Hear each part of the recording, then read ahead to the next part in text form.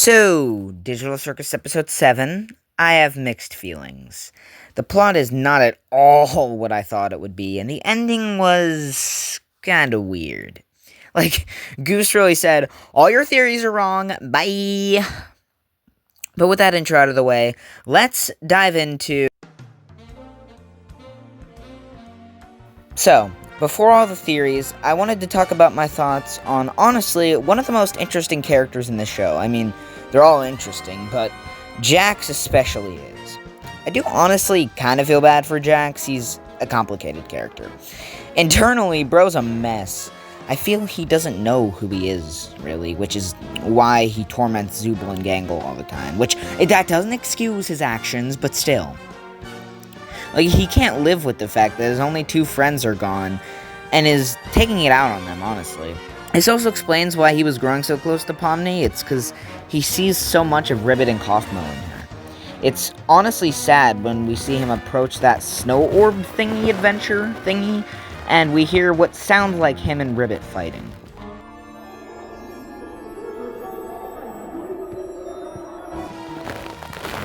Which, by the way, if we don't get that flashback with Ribbit, I am going to be pissed. Anyways, now that...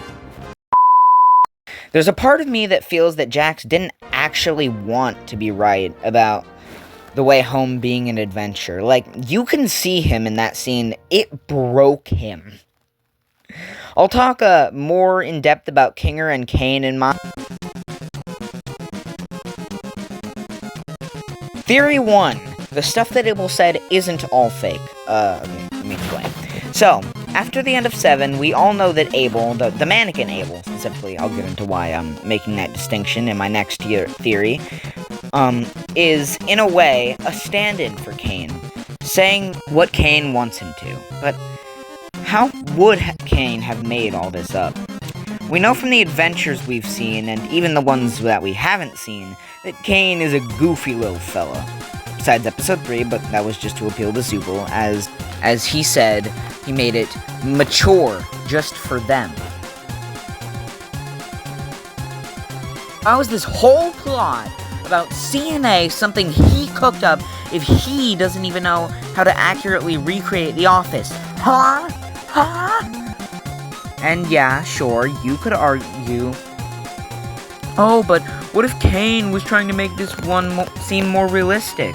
Or, how I see it, and my good friend Styx the Artist, go sub to her by the way, brought up, as well as the YouTuber Foot of a Ferret, who you should also subscribe to, both of them brought up that, what if the stuff Abel said is semi-true, and Cain merely pulled it from the game files unknowingly, thinking it was something he solely came up with. And the reason I say semi-true is because, well, you could still argue everything between Kinger and Abel is fake. But tell me then, if everything between Kinger and Abel is fake, then why did Cain still want Kinger out of that adventure so bad? Well, what if... Theory 2. Abel is a stand-in for a real circus member. You know what would be interesting? If Scratch, aka the first abstraction, is the human stand-in for Abel. I mean, think about it. We now know that Cain caused Scratch's abstraction, probably because he could do the same thing as Kinger, which is making whatever they want, because they were programmers of the circus, leaving Cain purposeless. So, his solution? Try to modify his mind to make him unable to do so. The consequence? Scratch slowly loses his sanity from Cain constantly trying to force him to hide his true emotions. It's possible the same thing was done to Kinger, but to a lesser extent. Just like how Cain killed Abel in the Bible out of jealousy. I'm telling you, this is how it's gonna go! Oh, and Scratch and Kinger had a falling out before Scratch's abstraction, which is why Kinger feels so guilty. Bro's got survivor's guilt. What can I say? This interludes into my final proposal for the possible next reveal in TADC, that Theory 3. Kinger is the true savior of the circus, and belief theory wins in the end. What if Kinger actually knew too much about the digital circus, and Cain didn't want to completely get rid of him, so he decided to make Kinger a little dumb and a little crazy? when engulfed with bright light. And he did this specifically because most of the circus is filled with bright, over-exaggerated colors, just like every YouTube kid's thumbnail.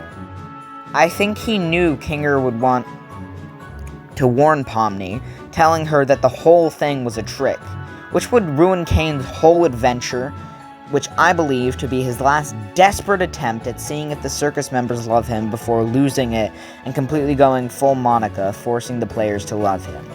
Also, I feel like there's a bigger reason they draw attention to mind alteration and things like Kinger making that butterfly.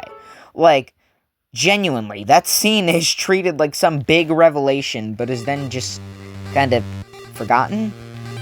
And Belief Theory, which the video for Belief Theory you should definitely check out, I'll leave a link in the description to the original video, hasn't been debunked, and has most of actual evidence and build-up in the actual show so far.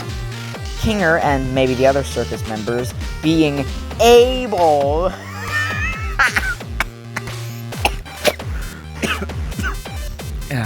to make whatever they want by just thinking of it without a second thought is actually a really interesting concept. So why doesn't Kinger tell the others when in the dark? Well, I'm getting to that, so shut up and listen, you idiot! What if, when Kinger, Queenie, and Scratch first arrived, they knew they could do this, but Kane didn't like that they could do something that essentially made him obsolete. So he made Scratch, Kinger, and possibly even Queenie forget how to, or at least be crazy and dumb when out in the open, thus fixing the problem and making him the only one who can. But now, with Kinger showing the others how to do it without realizing, Kane losing all hope, and Jax losing his sanity, well, let's just say, belief may be the only way to survive Kane's oncoming depression and Jax's hostile takeover. But hey! If you liked my first scripted video, please consider subscribing. Future me probably worked pretty hard on the editing, especially having the clips in there. Also, I had to use a teleprompter, like a teleprompter to read the script.